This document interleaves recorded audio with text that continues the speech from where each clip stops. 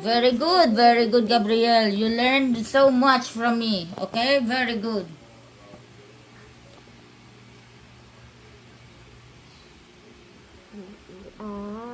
Sabi ko sa kanya, ang cursive writing is smaller than usual na letter or writing. Di ba? Ayan na, inaayos niya na. Una, ito muna ginawa niya. Ang laki. Parang mga ngipin niya, ang laki.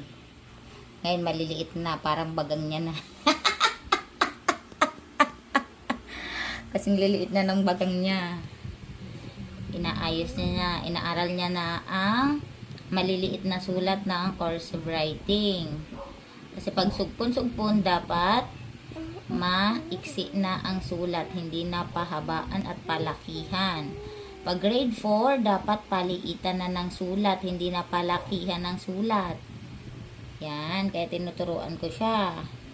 Para pag grade 4 niya, ayan, ready na siya mag grade 4. 2 months is very short period para sa summer classes. Kaya inaaraw-araw ko talaga si Gabriel for online classes namin or for our summer classes sa mami. Oh, wow! You love it? You're happy to your work? Yes. Oh, wow!